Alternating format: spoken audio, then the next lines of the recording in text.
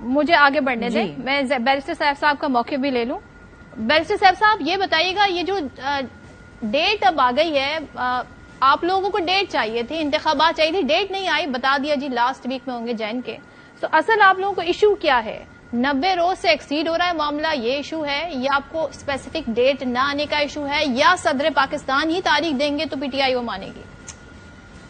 دیکھیں صدف, ہمیں ڈیٹ کا مسئلہ نہیں ہے, ڈیٹ کا مسئلہ آئین کو ہے.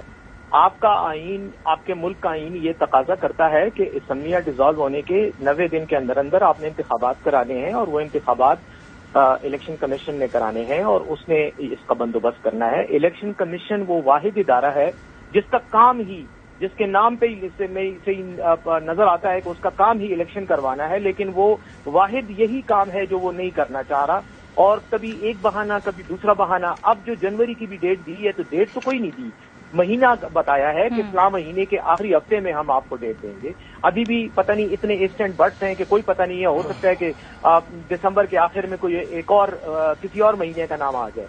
تو ہمیں تو اس وقت اس بات پہ شک ہے کہ الیکشن کو ہر حالت میں ڈیلے کرانے کی گیم ہو رہی ہے.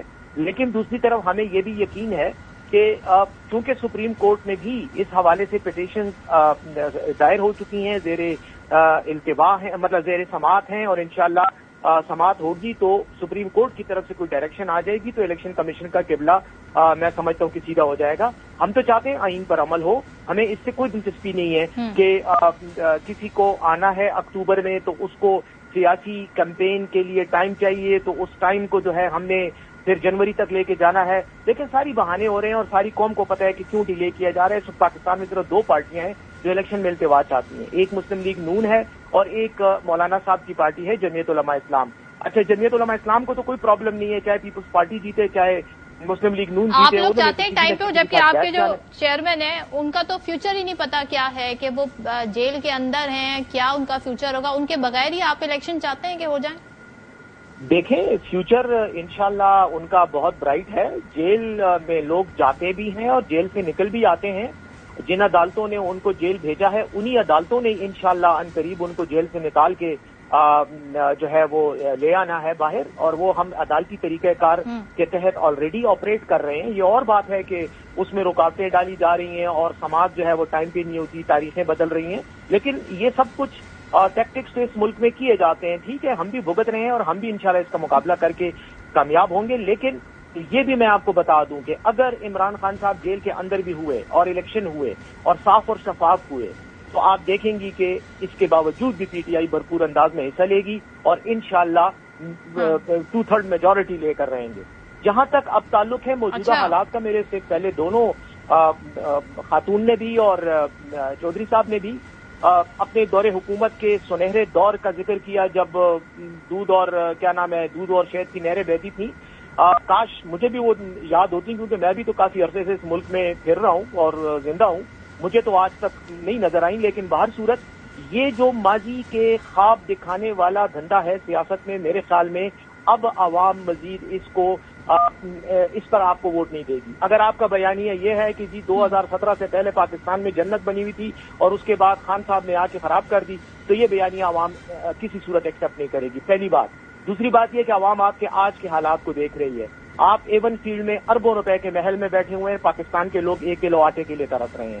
آپ کے دبئی میں بڑے بڑے پلازے ہیں اور پاکستان کی عوام 1 لیٹر پیٹرول جو ہے وہ نہیں افورڈ کر پا رہی. اور یہ سب کچھ 17 مہینے کی حکومت کے دوران آپ نے جو معاشی پالیسیاں کی, جو آپ نے ایک جادوگر بلایا تھا لندن سے, جو سزا یافتہ جادوگر تھا, جس کو عدالتوں نے سزا دے دی تھی, وہ بھاگ گیا تھا, اس کے کیس ختم کروا کے آپ اس کو لے کر آئے. اس نے آپ کو جو اکانومی دی وہ اب قوم کے سامنے ہے. جب پی ٹی آئی کی حکومت ختم ہوئی تھی تو ڈالر 140 پہ تھا, جب یہ لوگ گئے تو 320 پہ تھا. تو اسی سے آپ اندازہ لگا لیں 2017 کو چھوڑ دیں, وہ ماضی کا حصہ ہے. 180 کے قریب تھا. اب آنے کا جہاں تک تعلق ہے, مجھے صدف اس بات کا یقین ہے اور میں بہت ہی کیا کہتے ہیں اعتماد کے ساتھ یہ بات کہنے کو آپ کے پروگرام میں کہہ رہا ہوں کہ میاں صاحب 21 اکتوبر کو واپس نہیں آئیں گے. اعلان کرنا الگ بات ہے, آسان ہے, ایک سیاسی بحث شروع ہو جاتی ہے. جو ان کے کرتوت ہیں, جو ان کا رویہ ہے, میں رویے کی بھی بات کروں گا, اس سے مجھے لگ رہا ہے کہ وہ قصدن ایسے حالات پیدا کر رہے ہیں تاکہ انہیں نہ آنے کا کوئی بہانہ مل سکے, اور وہ نہیں آئیں گے. یہ بھی میں آپ کو بتا رہا ہوں. उन्होंने मजलूमियत का एक बयानिया घड़ना है जो वो घड़ने की कोशिश कर रहे हैं, और ये वही बयानिया है जो हमेशा से उनका बयानिया है। और दूसरी बात ये कि देखें, नून का, मुस्लिम लीग नून का हमेशा से बयानिया जो है वो अपनी कुर्सी, और वो भी मुस्लिम लीग नून की कुर्सी नहीं बल्कि शरीफ खानदान की जो इक़्तिदार का एक 4-5 लोगों का एक ग्रुप है मुस्लिम लीग नून में, उनका जो मुझे आगे बढ़ने से वाबस्ता होता है, इनका बयानिया उसी के इर्द गिर्द घूम रहा होता है। तो इस वक्त भी कुर्सी नजर आ रही है। इससे पहले जब ये आए मार्च में 2021 में, जब इन्होंने टेक ओवर किया, 2022 में, तो ये कह रहे हैं चौधरी साहब कि हम तो आवाम की खिदमत के लिए आए थे, बंदा जख्मी पड़ा होता है तो क्या आप बोस्की की कमीज को खून से खराब नहीं करेंगे, हमने तो वो किया। आपने ऐसा कुछ नहीं किया, आप सिर्फ इससे आए कि आप कुर्सी पे बैठे, आपने 17 महीने हुकूमत की, आपने मजे लिए। आज भी जो हुकूमत है वो भी आप ही की हुकूमत की एक्सटेंशन है। चलिए, मुझे ब्रेक लेना है, ब्रेक के बाद वापस आएंगे तो दानियाल साहब से पूछेंगे कि ये सवाल क्यों उठ रहे हैं कि नवाज शरीफ साहब वापस नहीं आएंगे। और फैसल वाडा साहब ने जो कहा कि जी बयानात की हद तक ठीक है, एहतिसाब की तरफ अगर आप मामला लेके जाएंगे तो फिर जो होगा वो होगा। इस पे ब्रेक के बाद बात करेंगे।